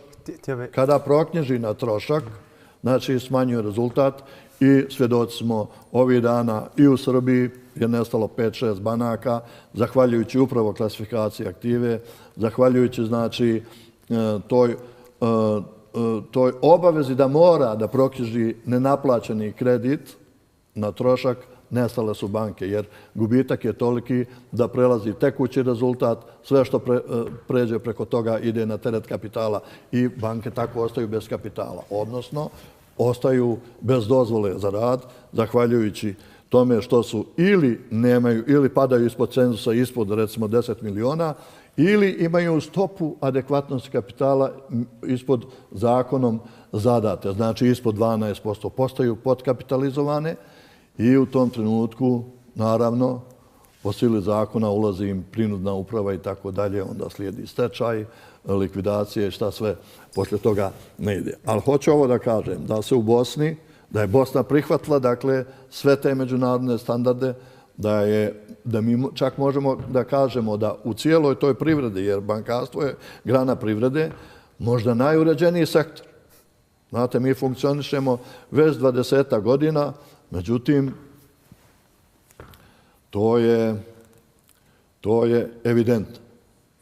Gospodin Pernar, zadali ste reč. Da, zanimljiva je misao bila profesora kad je profesor rekao da su nas u probleme uveli političari koji su, po njegovim riječima, dizali kredite ne razmišljajući o tome kako će ih vratiti. I međutim, kada sam ga pitao da li je taj sustav u kojem se znači, kredit vraća uzimanjem novog kredita od strane države, da li je on održiv, on je rekao da u biti jest, da ne vidi u tome problem. Tako? Gospodine, ja sam... Je li u Hrvatskoj tako? Jeste, i krivo je to. Je li u Sloveniji tako? Je, ali to je pogrešan sustav. Pa kakve veze ima monetarni sistem? Možemo li dovršiti? Samo mi dopustite, ja sam vama dopustio da dovršite. Budite kulturni toliko. Znači, profesor prvo kaže da nije problem da se kredit vraća uzimanjem novog kredita, iako je na mikrorazini jasno kamo to vodi, on je stručnjak za tu mikrorazinu, a onda na kraju svega kaže na pitanje pa kamo će to na kraju odvesti, veli u bankrot.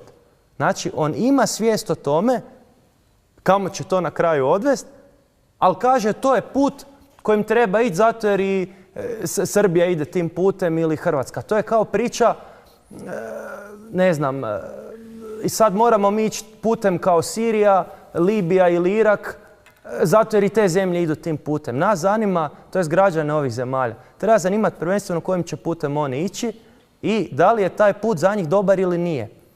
Profesor misli da je put beskonačnog zaduživanja države, uzimanja kredita da se vraćaju stari, ispravan put, iako na kraju zna u kojem smjeru će odvesti. To je bankrot i ukoliko se monetarni sustav ne promijeni, je znači propast u konačnici završni čin cijele drame. Što mene tiče, to nema veze sa monetarnim sistemom, znate. Nama je privreda propala, mi imamo visoke stope nezaposlenosti, mi ne radimo ništa, mi ne stvaramo, mi ne pravimo novostvorenu vrijednost. To je naš problem, znate. To je naš osnovni problem. Mi smo neuposleni, mi nemamo proizvodnju, mi industrijske proizvodnje nemamo apsolutno koju smo imali i tako dalje. Kako to da se promeni?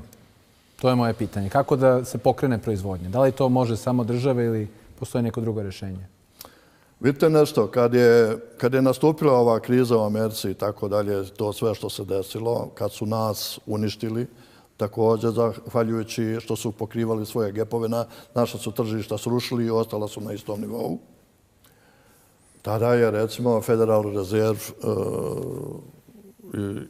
i Obama bio u situaciji da štampa novac i naravno pogure one sektore kojima je to trebalo. Danas, kada bi bio u situaciji da naštampa novac i Toma Nikolić i, ne znam, Milorad Dodik, kada bi mu neko dozvolio da naštampa 10 milijardi dolara, on ne bi imao kome da ga da. Ja mislim da ima ljudi koji bi ga htjeli, taj novac i firmi. Oni bi uzeli taj novac, ali, mislim, bili to bila prava poslovna odluka. Ali, drago mi da ste pomenuli Sjedinjene Američke Države, naime tamo jedan potencijalni predsjednički kandidat Bernie Sanders zalaže se za razbijanje velikih banaka. Sada, eto, to je i pitanje koje sam postavio profesoru Karamojiću tokom Skype uključenja, bez obzira da li će Bernie Sanders da pobedi i postane predsjednik ili ne, koliko je izvodljivo to razbijanje tih velikih banaka koje su tražile taj bailout od države, da ih država spasi zato što su bile prevelike da bi propale. Koliko je, gospodin Pernar, po vašem mišljenju izvodljivo da se razbiju? Pitanje razbijanja banaka velikih je po meni promašeno pitanje. Jer vi u Srbiji imate puno, odnosno u Republici Srpskoj, puno malih banaka, a opet imate sve iste probleme. Znači, bez obzira da li vi dajete velike kredite ili neke mikrokredite, u konačnici opet se vraćamo na financijski sustav koji je postavljen na način da se krediti ne mogu vratiti, u suštini jer novac za kamatu ne postoji i dolazi do kolapsa privrede. Znači, vi mislite da Bernie Sanders priča promašenu priču? Pa priča promašenu priču jer ako je uzrok problema neotplativost duga, jasno je da treba promijeniti proces stvaranja novca na način da dug bude otplativ. Inače, bez obzira bila jedna banka ili 100 banaka, ako je model funkcioniranja isti, doći će do sloma. A što se tiče privrede, gospodin je ispravno zapazio. U doba socijalizma novac je bio, ajmo reći, obezvrijeđen, ali su ga ljudi imali, bila je likvidnost, znači nije postojao fenomen nelikvidnosti kakav danas imamo, znači obveze su se mogle podmiriti, krediti su se mogli vratiti i ekonomija je funkcionirala. Znači razlog zašto je u doba Jugoslavije funkcionirala ekonomija je bilo u tome što je bilo zapravo dovoljno novaca. A danas ista ta ekonomija propada zato jer nema dovoljno novaca. I još jedna stvar, ako država, bez obzira Srbija, Hrvatska ili Bosna, se zarekne da će njena valuta vrijediti više nego što ona stvarno vrijedi, znači ako će čuvati taj nerealno jak tečaj, naravno da vi nećete u Bosni jesti domaću hranu, nego ćete kupovati uvoznu hranu koja je jeftinija. Znači, nerealan tečaj uz neotplativost kredita je osnovni uzrok problema. Samo da vam to skiciram. Znači, u doba Jugoslavije domaće mlijeko, recimo domaće meso, ja ću navesti primjer svinjetine, nek mi niko ne zamjeri, molim. Znači, koliko god ste vi kao seljak mogli proizvesti svinje, klaonice su otkupljivale vašu svinjetinu. Zašto? Zato jer je uvozna svinjetina bila skuplja. Jer je tečaj bio, valuta je bila slaba. Znači, dinar je bio slaba valuta. Jednostavno je bilo skuplje uvoziti nego proizvesti. Odnosno, bilo je jeftinije proizvesti svoje nego uvesti strano. I mi danas imamo obrnutu logiku. Danas je uvesti stvari jeftinije nego ih proizvesti, ali to je isključivo stvar znači tečajne politike. I nikako drugčije, osim promjenom tečajne politike, problemi i poljoprivrednika i svih ostalih ne mogu biti riješeni s napomenom da, znači, to su ta dva problema, znači za svaku granu. Prvi je proizvodnje, prvi je taj tečaj, a drugi je što su svi u kreditima koji cijene. Da, profesore Šaliću, kratak komentar vezano za Bernie Sandersa, pa možete i da komentarišete ovo što je vezano za Jugoslaviju. Pa ne znam šta bih tu rekao, stvarno. Koliko je izvodljivo da se velike banke razbiju? I da li je to dobra stvar uopšte? Pa ne znam koliko se pitaju političari. Zavisi ko stoji iza te banke, ko su akcionari, ko su vlasnici i tako dalje. Mislim da mi možemo pričati jedno i tako dalje. Možda su ti ljudi koji stoji iza tih banaka mnogo jači od njih realno, od svakog tog političara i tako. Uglavnom pitaju se akcionari, odnosno samo njihovo poslovanje i tako. Ali sam htio na ovo drugo nešto da kažem, na ovo nemanje novca. Ne znam gdje ste vi našli podatak da nema dovoljno novca u Bosni i Hercegovini. Recimo, ako pogledate bilanse banaka, nikada likvidnije bile nisu. Imaju ogromna sredstva, čak u onom sistemu njihovog vrednovanja, nešto što se zove Kemels ocjena i tako dalje. Banke imaju, ali ljudi nemaju, gospodine. Sačekajte, pa nemaju kome da ih plasiraju. Kako ljudi nemaju? Pa zato jer ne žele dizati kredite, baš zato jer ne žele sutra se naći u situaciji da ih se izbaci na ulicu. Ali u čemu je trik što gospodin govori? Ovo što on govori, to se zove liquidity trap, zamka likvidnosti. To je situacija kad imate puno novca, banke imaju, znači pune su para, ali niko neće dizati kredite. A jedini način na koji se novac stvara, odnosno ulazi u opticaj, je dizanje kredita. Ma nije tačno. Nemaju banke kome da daju kredit. Znate, u tome je problem. Nema više klijenata.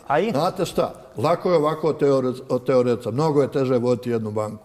imate banku, vi ste vodili imate sredstva, novu banku, novu izvolite pa Banjalučku plasirajte. banku. Znate šta je problem? Znate šta znači danas napraviti jednu ocjenu kreditne sposobnosti jednog klijenta i tako dalje. Znate, kad napravite ocjenu kreditne sposobnosti, zapravo vidite da nemate kome da date kredit. Džaba kolateral. Gospodin tvrdi... Banka ne radi za kolateral. Banka radi da bi ponovo naplatila svoj novac i ponovo ga plasirala i tako dalje. Da novca ima dovoljno, zato jer ga banke imaju dovoljno. Ali ja kad kažem da novca nema dovoljno, ja govorim s aspekta ljudi koji ga nemaju dovoljno. Ne sad da vi meni kažete, ne znam... A što ga ljudi nemaju? Pa nemaju ga, nemaju od čega plaćati režije, firme nemaju od kuda isplatiti plaće. Pa znači problem je privrede, nezaposlenost. A kako ako... Pa vidite koja je igra, gospodine dragi. Da ako novac ulazi u privredu samo na način da banke puštaju kredite, a ljudi ne dižu kredite, novca u privredi nema. I vi ste stvorili privredu i državu ovisnu o kreditima. Mi nemamo privredu, mi smo uništili industriju, mi nemamo bankarski sustav je uništen. Mi danas od sve industrije, od sve tehnologije imamo pekaru, vodaru i pivaru. To nam je vrhunac tehnologije. Mi danas nemamo ono što smo imali, recimo fabriku koja proizvodi investicionu opremu pa je prodaje u inostranstvo. Jedan Energoinvest je izvozio metalom okopljena postrojenja, izvozio trafostanice, izvozio je metalom transformatore i tako dalje. To sve bili veliki izvozni ugovori. Mi smo imali nekada i proizvodnju ležajeva, proizvodili smo valjčane ležaje i tako. Mi danas ništa od svega toga nema. Mi nemamo proizvodnje, mi nemamo industrije. Ovo o čemu vi pričate i kada bi htjeli bankari da nemaju kome da daju, nema klijenata koji su potentni da mogu da vrate kredit. Nema dovoljno kvalitetnih. Znate, ne možemo mi samo trgovcima davati, od toga niko koristi nema, mi treba da ulažemo u proizvodnju, a mi proizvodnje nemamo, to je osnovno. Odlično je gospodin rekao, znači saveo je sve u srž i bit, a to je da banke su pune novaca, da taj novac nikome ne daju, da znači ljudima neće dati, kao što on rekao, za trgovinu, privrede nema i kako je društvo ovisno o tim bankama, a banke ne daju kredite, jednostavno smo svi bez novaca i to je točna, najtočnija dijagnoza koju je gospodin dao. Moraju da poštuju svoje propise, moraju da čuvaju sebe, moraju da čuvaju dakle akcionare, moraju da čuvaju zaposlene i moraju da čuvaju na kraju deponente. Jer, znate šta, evo vidite koliko je propalo u zadnje vrijeme banaka i tako dalje, koliko je nevinih deponenata stradalo i tako dalje. Da ne bi došli u takvu situaciju, da bi što manje tih NPL-ova bilo, normalno da bankar mora da bude oprezan i u velikom dijelu konzervativan kada su u pitanju plasmani. Htio bih samo navesti još jednu misao. Gospodin tu spominje industrijsku proizvodnju. Mi imamo problem i u Hrvatskoj i u Bosni da je hrana, znači mlijeko uvozno jeftinije od domaćeg, da je meso uvozno jeftinijeg od mesa domaćeg. Znači, ako je nešto jeftinije iz uvoza, znači gdje se dovodi stotinama kilometara nego što je tu za proizvest, onda se moramo pitati da li tečajna politika ima veze išta s tim. Ja tvrdim da ima, a gospodin uporno izbjegava tu temu. Međutim, opet ponavljam, ako mi nismo u stanju mlijeko proizvesti jeftinije ili meso, kako ćemo onda proizvoditi industrija ležajeva, nekih metalnih? Ja bih vas zamolio, zna se svugdje da je na zapadu poljoprivreda subvencionirana grana. Mi nemamo mogućnosti za takvo što i zato su konkurentni od nas i zato je to tako. Zašto država ne uvede zaštitne carine onda? Pa ne dozvoljava Evropska unija. Ne dozvoljava Evropska unija. Vidite koja misao. Ista stvar u Hrvatskoj. Znači oni imaju puno veće subvencije, njihovi proizvodi su jeftini, a carina vi nema. Kao društvo rekli, hoćemo Evropsku uniju, vi ste ušli u Evropsku uniju, uvedite im sada vi carinu. Ali vi tom društvu niste rekli kad uđete u Evropsku uniju, završit ćete kod dužničko roblje, propast će vam sva proizvodnja, radit ćete to jest nećete, bit ćete nezaposleni, već je Europska unija dolazila s pričom vama će se otvoriti svjetsko tržište. cijela Europa, vi ćete tamo moći prodavati svoje proizvode. A vi u Bosni niste konkurentni ni u vlastitoj zemlji, ni mi u Hrvatskoj. Znači, Europska unija je jedna velika laž i obmana, a narod Bosne i Hercegovine tek treba to vidjeti. Mi smo u Hrvatskoj to vidjeli jer mi živimo gore od ulaska. Vi ste, znam da ste vi protiv Europske unije. Pošto se bližimo kraju emisije, profesore Šaliću, vi ste bili pomoćnik ministra financija za bankarski sistem od 1994. do 1998. godine. Prošlo je od tada dosta vremena. Koji biste savjet sada dali ministrima financija i Bosne i Hercegovine i u regionu po pitanju šta bi trebalo da rade u sljedećih 5 ili 10 godina, recimo? Kada bi vas doveli opet na tu funkciju? Pa ovako, ja ću da kažem jednu hrabru konstataciju. Oni se ne miješaju u svoj posao. Znate, ministri financija ne verujem da znaju šta radi jedna agencija za bankarstvo Republike Srpske ili šta radi centralna banka. Vrlo su im tanke komunikacije. Gotovo da ne komuniciraju i da nemaju nikakvih korelacija. Znate, ja to vidim iz ekonomskih politika svakog od entiteta i tako dalje. Pa tu nema 3 rečenice o bankarstvu i tako dalje. A ministar financija bi trebao taj posao da vodi i tako dalje. Zapravo, mi smo bukvalno shvatili da centralna banka Bosne i Hercegovine treba da bude nezavisna i da radi šta god hoće, još se onda ogradi zakonom da bilo kakve štete ti koji rade naprave da ne mogu da odgovaraju ako nisu svjesno to učinili i tako dalje. Tako da ti ministri bi morali da se pozabave svojim finansijskim institucijama, da malo da im priđu i da definitivno naprave konstataciju stanja, da vide šta se zapravo događa u tom sektoru i onda da donose neke odluke koje bi imale smisla da se to unaprijedi u budućnosti. Slažem se da, ja sam rekao ružan izraz, pjevačko društvo Centralna banka. Slažem se da je ortodoksni tip currency boarda, ali i slažem se također da treba popustiti stege da makar jedan dio tih, jer ima i takvih tipova currency boarda kao u Argentini, Bugarskoj i tako dalje, da centralne banke imaju pravo da plasiraju sredstva prema poslovnim bankama. Ali hoću ovo da vam kažem, da je tako nizak nivo privredne aktivnosti u ovoj zemlji i u ovim zemljama, da su banke, ne samo u Bosni, nego u Srbiji, prepune para, da bukvalno nemaju kome da plasiraju kredite. Pa zašto banke kupuju hartije od vrijednosti i bave se repurchase agreementima i operacijama na otvorenom tržištu? Znači, u Beogradu je glavni posao, sve poslovne banke kupuju hartije kojima se zadužuje država i tako dalje. Nema privrede, nema plasmana u privredu, sve je manje stanovništva i tako dalje. Hvala, gospodine Pernar. Za kraj, evo, kada bi Živi zid došao, vi ili neko iz vašeg pokreta došao na čelo financija u Hrvatskoj ili, evo, recimo, nekoj drugoj državi, kada bi to bilo izvodljivo, šta biste vi uradili i šta mislite da treba da se uradi? Prva stvar je da država mora opet preuzeti ulogu stvaranja i emitiranja novca u opticaj. Znači, ne smije se dogoditi situacija da novca ima, ali kao niko ne diže kredite, pa je zato cijela privreda bez novaca. Znači, država mora jednostavno voditi jednu ekspanzivnu monetarnu politiku, mora potrošnju poticati, znači mora se potrošnja povećavati. Međutim, tečajna politika se mora mijenjati, jer ako je vaša tečajna politika ispravna, znači ako su uvozni proizvodi skuplji od domaćih, tada će povećana potrošnja rezultirati povećanom domaćom proizvodnjom i rastom zaposlenosti. Sa druge strane, ukoliko je tečajna politika pogrešna, znači ako je uvozna roba jeftinija od domaće, tada rast potrošnje ne generira domaću proizvodnju nego samo rast uvoza.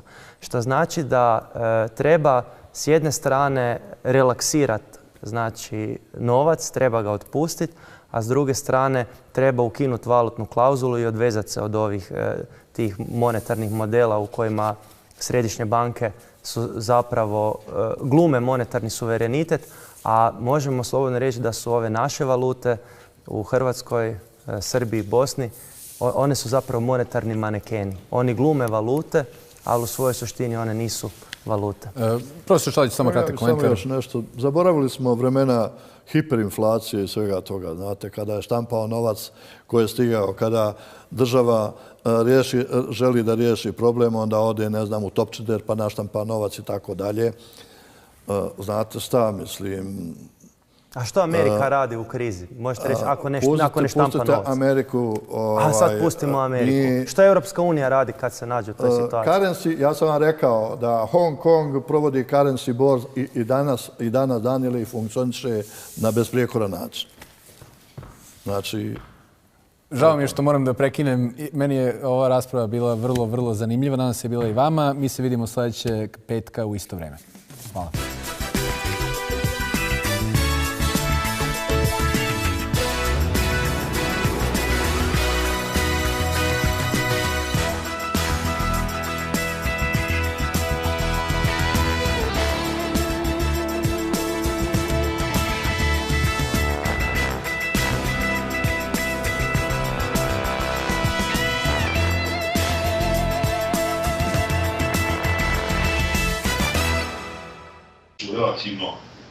relativno dobro regulirano. Pratimo predizbornu kampanju u Sjedinjenim državama. Kandidat Bernie Sanders zagovara razbijanje velikih banaka i generalno stavljanje Wall Streeta pod kontrolu države. Da li mislite da je to izvodljivo, bez obzira da li će Sanders da postane predsjednik ili ne, i da li mislite da je to dobra stvar? Kada govorimo o Wall Streetu, opet se vraćam na prijašnje pitanje, tu se prvenstveno radi o ovim velikim investicionim bankama. I definitivno, što se tiče ekonomije, kompletnog rizika koju jedna ekonomija ima, ideja gospodina, to je predsjedničkog kandidata Sandersa, je dobra. Što je više razbijemo, bit će manji utjecaj. Sad je pitanje koliko je to izvodljivo. Znamo da bankarski sektor svugdje u svijetu, a pogotovo u Sjedinjenim Američkim Državama, ima veliki politički utjecaj. Do sada se to pokazalo kao nemoguće. Pokazatelj toga je da je u doba globalne financijske krize Amerika je najviše bila pogođena globalnom financijskom krizom. Ni tada političari nisu mogli puno toga uraditi ljudima koji su vodili te banke i zbog kojih je čitavo društvo, čitava ekonomija Amerike pretrpila velike štete, a preko toga i čitav svijet. Znamo da se vodilo nekoliko parnica protiv tih ljudi, međutim, vrlo mali broj je osuđen, vrlo je to zataškano. Ja mislim da je to sve bilo zbog toga jakog političkog utjecaja. Da se ponovo vratim na vaše pitanje. Znači, mislim da je to dobra stvar, ukoliko je to moguće izvesti, ali da bi se to izvelo, mnoge stvari će se morati promijeniti. Mislim, ja nisam optimista, mislim da se to neće dogoditi. Prvo mislim da gospodin Sanders neće uspjeti postati narodni predsjednik Sjedinjenih Američkih Država, a i da postane, mislim da bi bilo gotovo nemoguće to provesti u dogledno vrijeme. Koliko banaka u Bosni i Hercegovini i u regionu, pre svega u Srbiji i Hrvatskoj, je ostalo u državnim rukama? Da li je ogromno prisustvo stranih banaka zabrinjavajuća stvar i da li nam nešto govori činjenica da ima više zapadnih banaka na prostoru bivše Jugoslavije nego što ima iz, recimo, Rusije, Kine ili neke druge svjetske sile? Like Dušan Gamser, who was an economic advisor at the Center for Euro-Atlantic Studies, as well as the international secretary of the Liberal Democratic Party. So you're a member of a political party and you work at an NGO? Yes, why not? You don't think there's a conflict of interest? No, I don't. Why not? Yeah, these are different things. In political party, you are helping your party colleagues to get to power. You are advising them. You do various things in the party, and when you are in the NGO, you do things, maybe same things, by other methods. Koji kralj. Molim vas jedan aplauz za sjajnog Dušana Gamsera, čovjek koji je nasmejao bezbroj gledalaca ovog filma. Dušan Gamser nije jedini koji iz NVO sektora zasmejava gledalce. Pogledajmo i ovo. Don't let the whole human rights mantra fool you. Ima li svako pravo na različito mišljenje? Nema. Svako ko šta govori i radi nije nužno mišljenje. Kako je moguće u demokratiji da nema prava na različito mišljenje? U tome i jeste problem. This is especially interesting considering that Borka Pavicevic's Center for Cultural Decontamination received $38,000 in 2013 from the National Endowment for Democracy to promote public debate on various issues. Does everybody have the right to a different opinion? I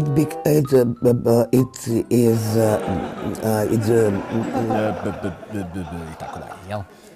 Meni je fascinantno koliko organizacije čija je deklarisana svrha ta da budu tolerantni, ponašaju se svakako samo ne tolerantno. U fazonu imate pravo da kažete sve što mi mislimo.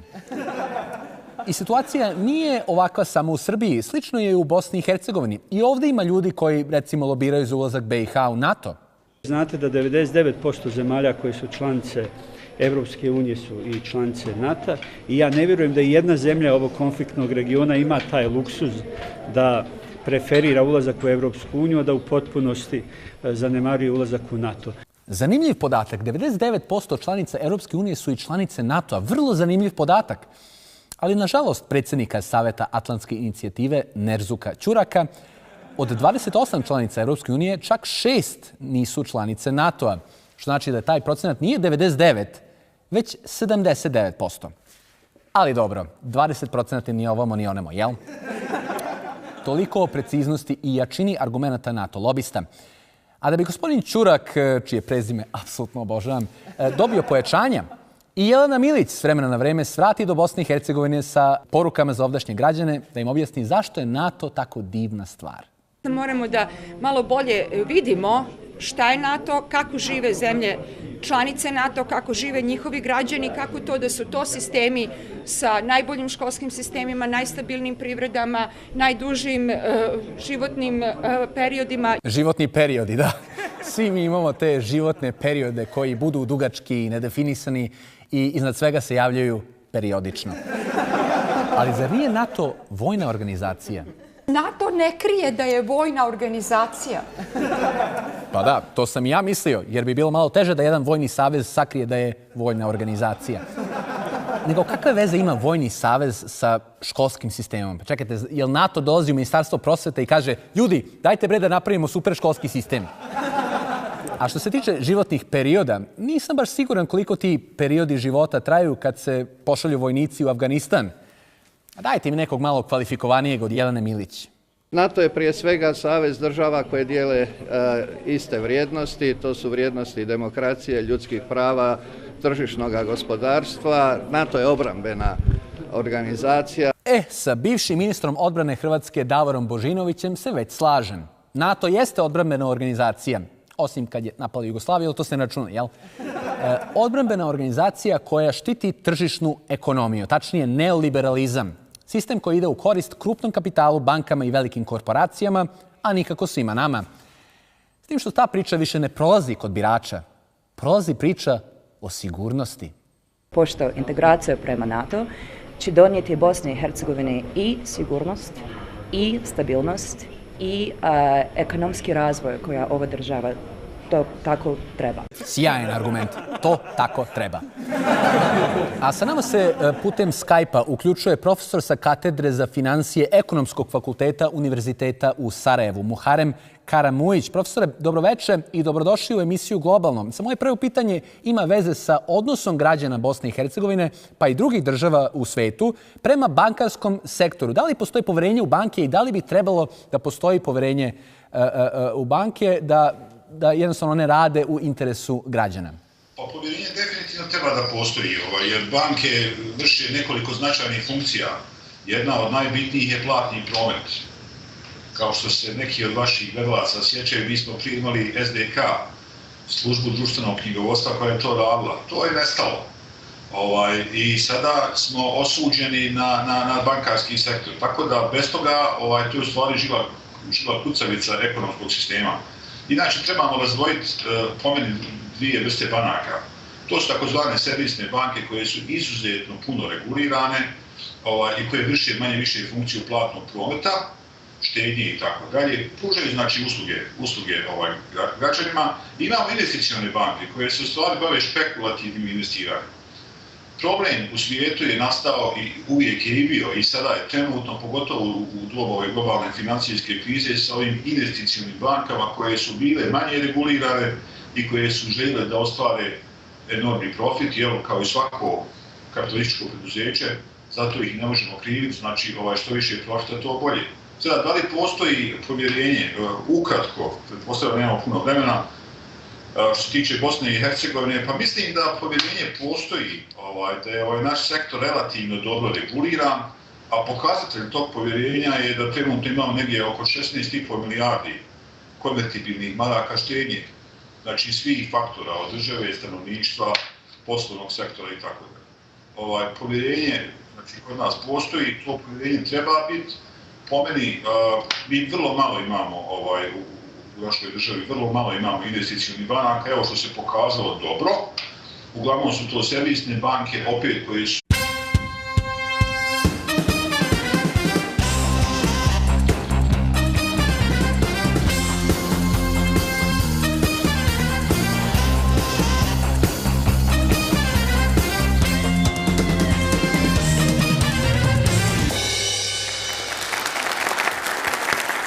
Dobroveče i dobrodošli u emisiju Globalno na radio televiziji BN. Ja sam Boris Malagurski, a u večerašnjoj emisiji razgovaramo na temu bankarskog sektora i ekonomije u Bosni i Hercegovini i regionu, kao i u zemljama širom sveta, o kamatama na kredite, o problemu zaduženih u švajcarskim francima, kao i o temi deložacija.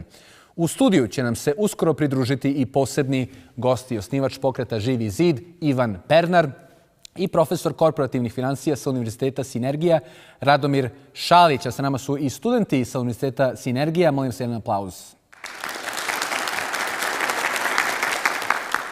A pre nego što nam se pridruže uvaženi gosti, želeo bih da porazgovaramo o jednoj drugoj temi. Pre nekoliko dana je objavljeno da će u septembru u Beogradu da se održe Dani Moskve. Na šta je NATO lobistkinja Jelena Milić iz Centra za euroatlantske studije u Beogradu reagovala na Twitteru komentarom: "Čujem Dani Moskve u septembru u Beogradu.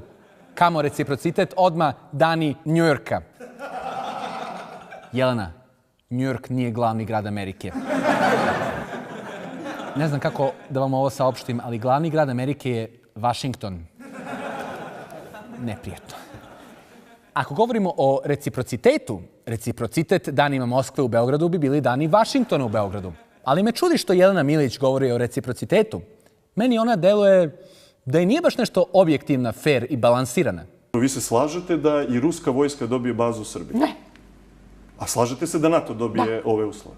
Samo da čujem. Aha, znači NATO baze da, a ruske ne. Eto, toliko o reciprocitetu. Dobro, Jelena smatra da ne može da se sedi na dve stolice. Što ne bi moglo da se kaže za njenog saradnika u Centru za euroatlantske studije Dušana Gamsera? Pogledajte odlomak iz mog intervjua sa njim za film Težina lanaca 2.